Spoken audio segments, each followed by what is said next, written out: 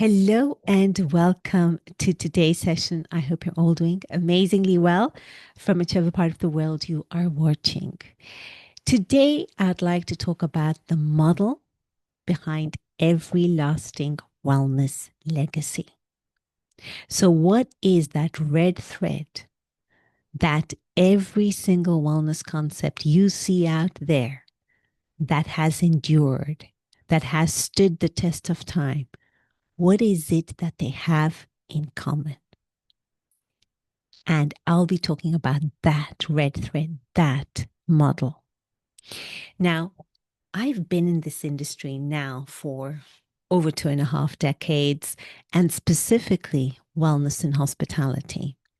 And in these last 2.5 decades, I have seen wellness work incredibly successfully, and I have very much enjoyed being part of the success of those particular properties and see them enjoy the success that you have that endures, that stands the test of time. But I have also been at the other extreme far more times, I can guarantee you, where I have seen wellness fail miserably. And I have not understood why and felt despair at the missed opportunity. Now, it's very easy to say, oh, that the owners didn't understand wellness, the market is not ready enough, all those things we can say. But I know the vast majority of those properties that had wellness offerings that did not stand the test of time. Those owners, those people who hired me, did believe in wellness and they invested heavily in it. And they had high hopes for wellness. And they did do things the right way. They did build facilities that were spectacular. They did train their teams. They did get the best expertise they could.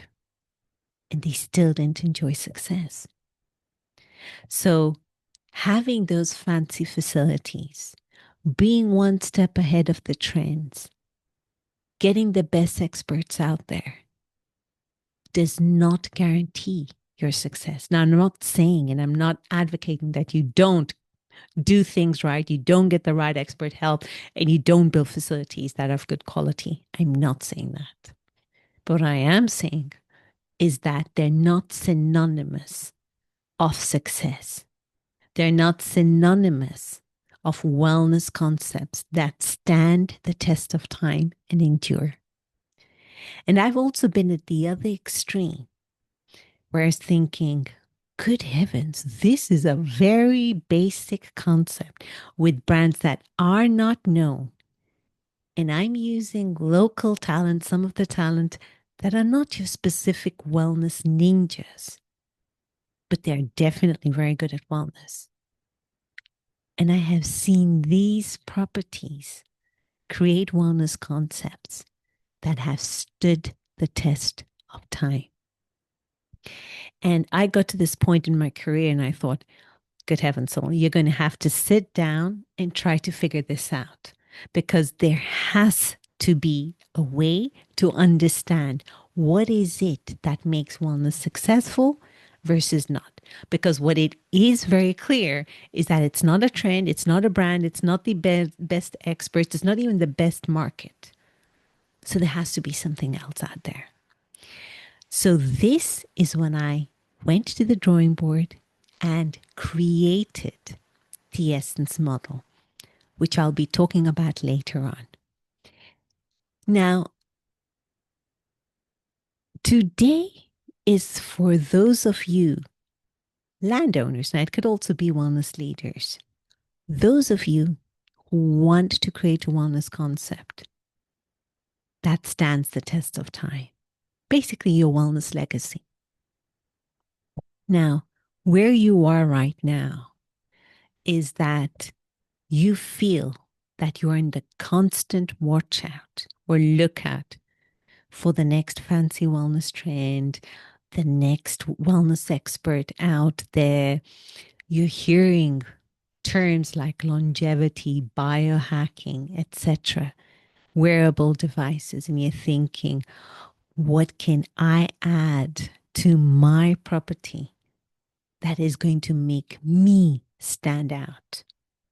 So you're in this constant alert state of trying to see what is the next big thing out there.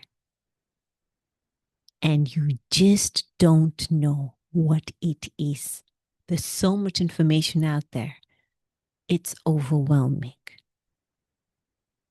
And where you actually want to be, what you want deep down, is to create a wellness concept that stands that test of time, that wellness legacy, that wellness concept that helps you attract and retain the right people, your teams who have values that align with yours, who want to deliver wellness the way you want wellness to be done. You want to deliver your guests the transformative experiences they want and are looking for. You want to tap into that wellness oriented guest, that more discerning guest, that guest that stays longer, spends more, and comes year after year because they have created that special bond with you and what you offer in your team. You're just more than a hotel and a wellness facility. You want a wellness concept that has its own seal of difference. That is what you want ultimately. But where you are right now is that you're in this constant lookout, thinking, what else can I add here? What is going to make me look different? Now, here is why this being in this constant lookout is not serving you. Now, I am not saying do not look at what is happening in the market, nor am I saying that don't know what's out there. You know, you need to know what's out there. It's important to know what's out there. You need to know who are the people out there. What are they doing differently? I'm not saying don't know that. What I'm saying is it shouldn't be your prime reason behind creating your wellness concept. Because when it is, what you end up doing is you hire the next wellness consultant or next wellness guru, the next wellness ninja or longevity expert. And again, I'm not saying do not hire them, but you go and hire them. Then you start building facilities around that. You start looking at other properties out there thinking, wow, they've added this, so I'm also going to add that. And you add it and it's all done incredibly well. Your facilities look amazing. You've done all the refurbishments. You've done all the enhancements. You've trained your teams to be absolute ninja. You've got the creme of the creme. And you're delivering your wellness services to a high quality. But what you notice after a few months is that you're pretty much lost in that sea of sameness. And you're like, how do I create this wellness concept that people come back to me year after year after year? I mean, I'm adding all these new things. I am ticking the boxes in all possible ways. And I still don't have a wellness concept that stands the test of time. And the reason you don't have that concept, that wellness concept, that seal of difference, is because you are focusing on the wrong part of the wellness value iceberg.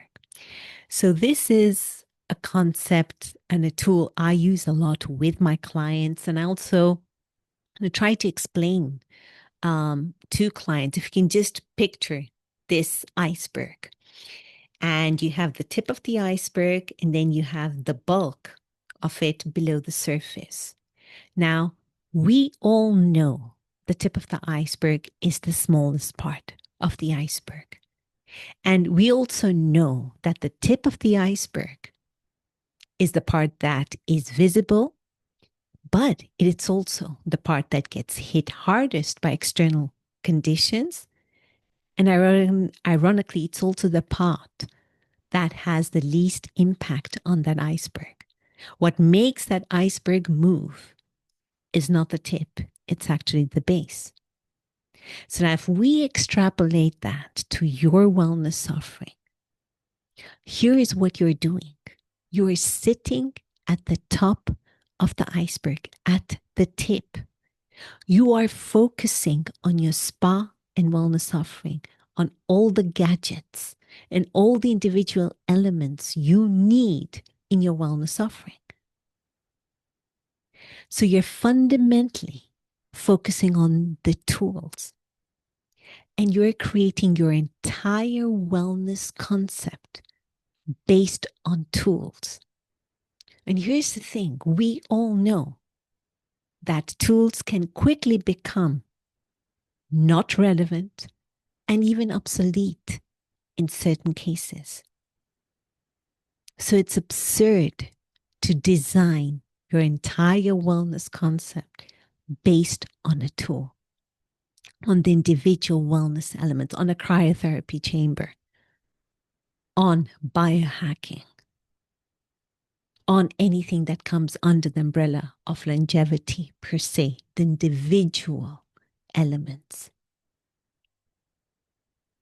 Now, once you start going below the surface, so you stop thinking about the individual tools, the individual therapies, the people you're going to hire, the facilities you're going to build, and you start thinking about what problems am I trying to solve for my guest with these individual tools?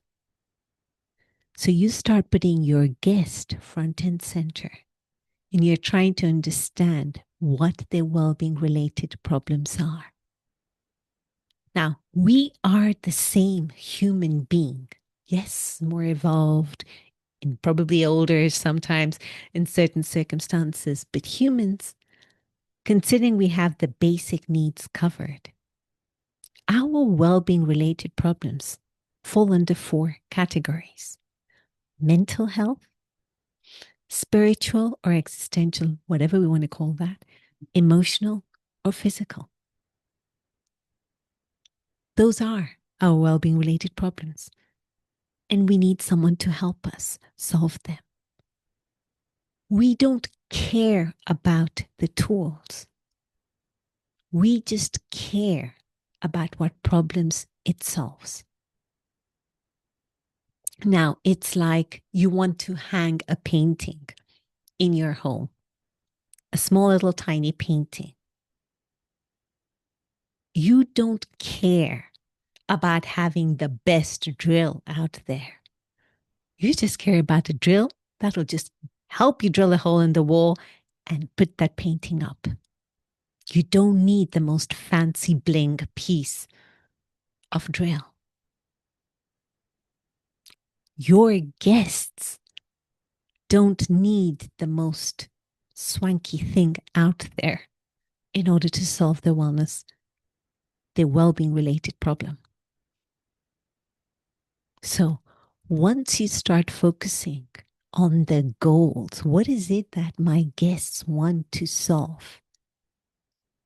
That completely shifts your focus and you suddenly go below the surface. And if you want to get to the base of the iceberg, we are actually making that impact. You're looking at why are you creating your wellness suffering? There is no right or wrong answer. There is no more noble or more ethical or more moral answer. Sometimes you just want something to look different. Fair enough. Or you want to make a genuine lasting impact. Whatever your reason, it really doesn't matter. What matters is that you're clear about your why and you're very happy with that why.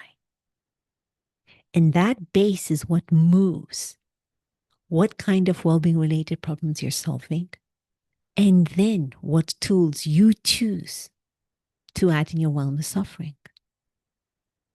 So, recapping. So, I know today I'm trying to cover a lot. We have seen that ultimately you want to create a wellness offering that stands the test of time.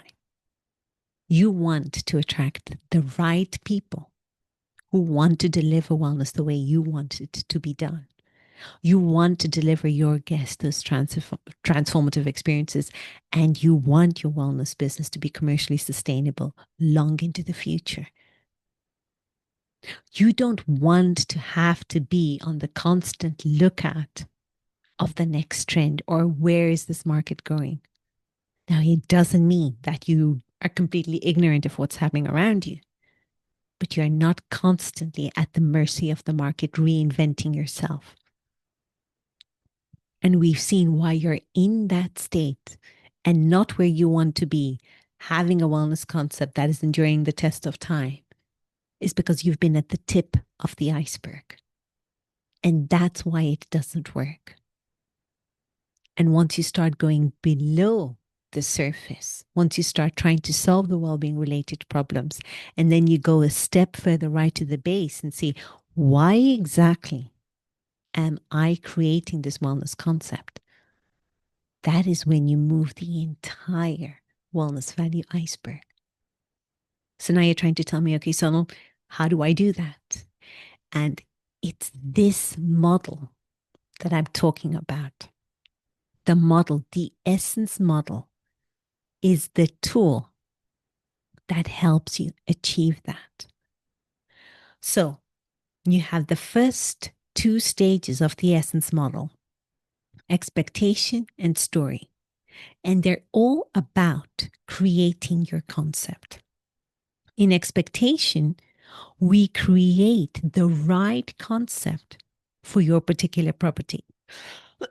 Sorry, based on your individual needs.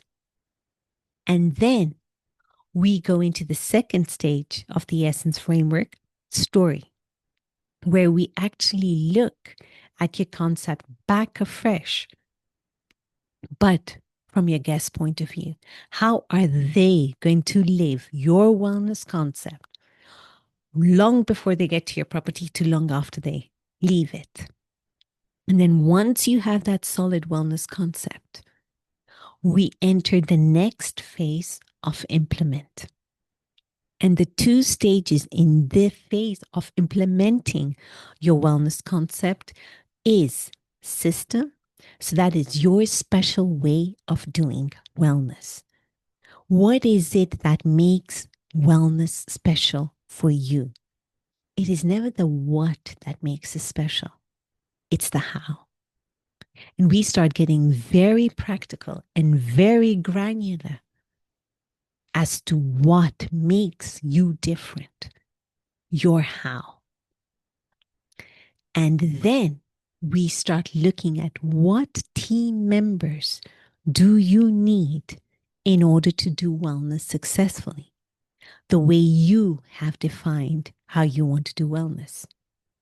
Now, the number one mistake I see many properties make is they hire the talent first and get the talent to create their signature wellness offering. And it doesn't work that way. You have to be the one who defines that how. And there is a science, there is a framework, there is a model that helps you.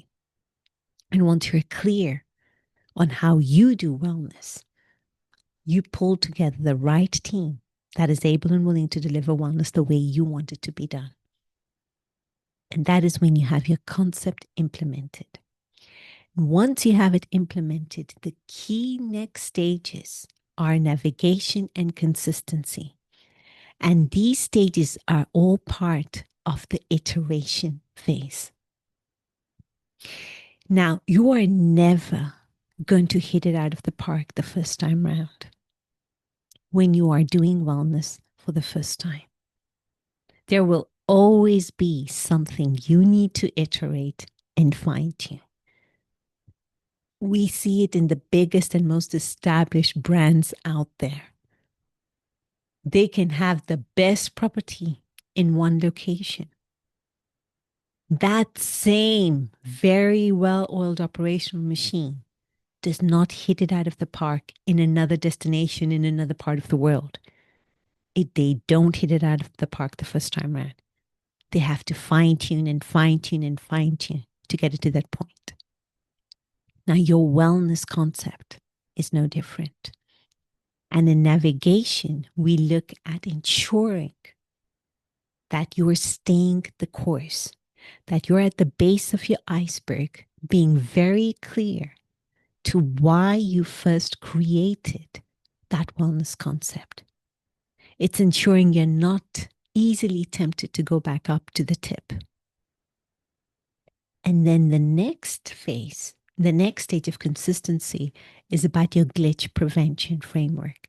It's about ensuring that your clients deliver superlative experiences each and every time.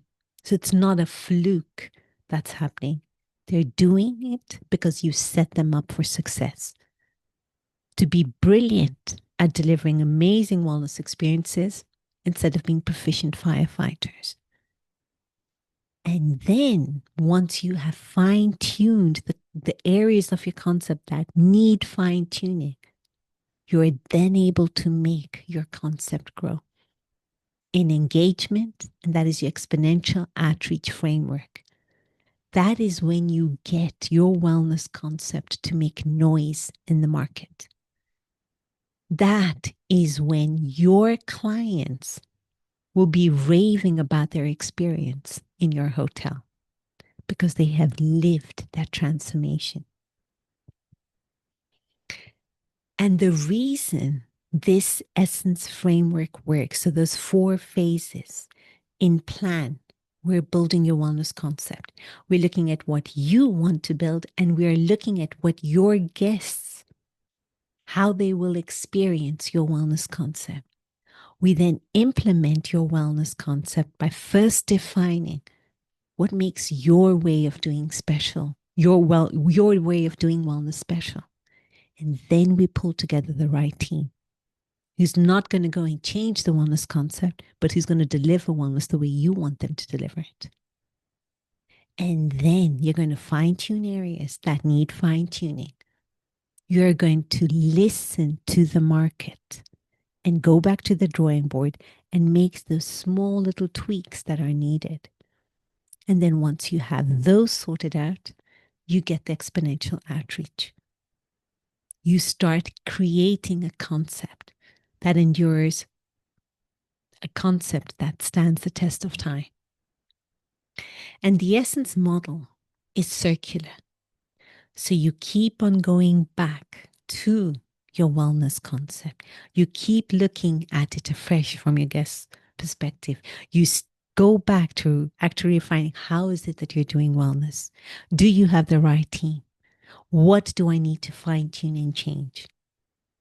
And that's what ensures that your wellness concept stands the test of time. So that is why this concept works when every other concept out there hasn't.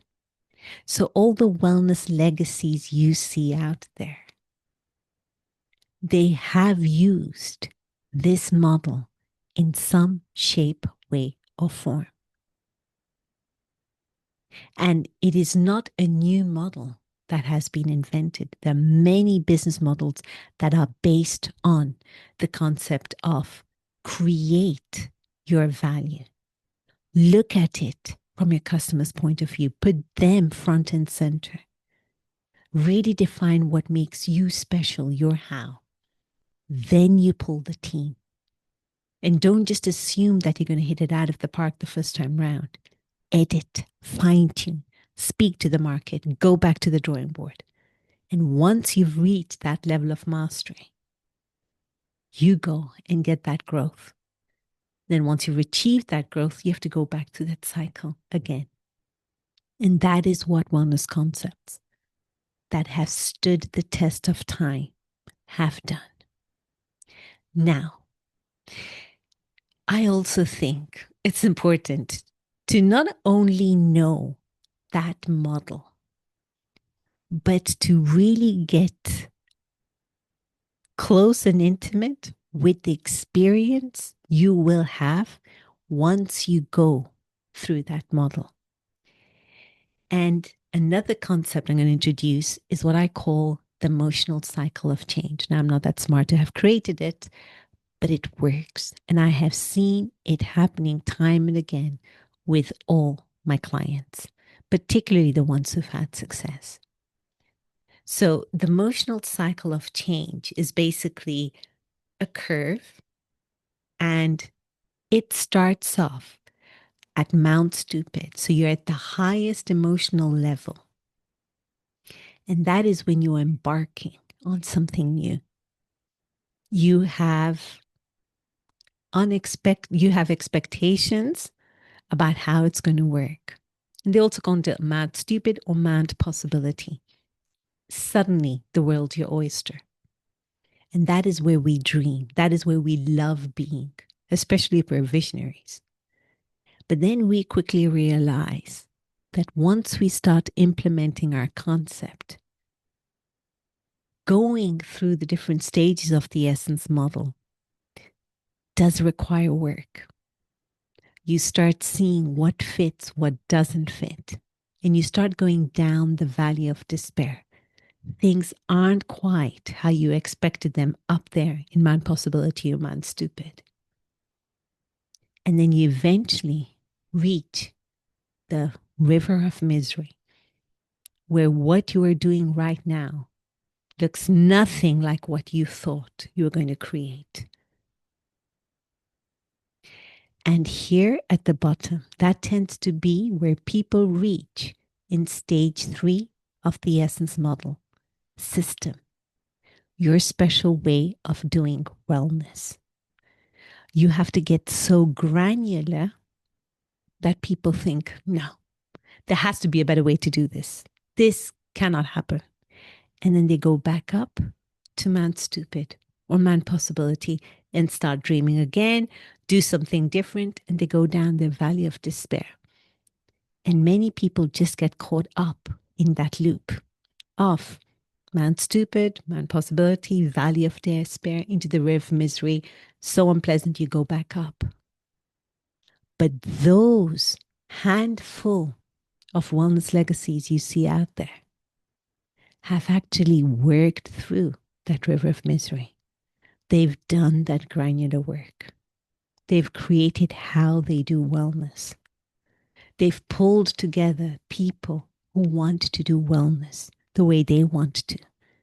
And clearly, they've not always found the best people for their particular concept. And instead of throwing the concept out, they've endured and tried to find people who do understand how they do wellness.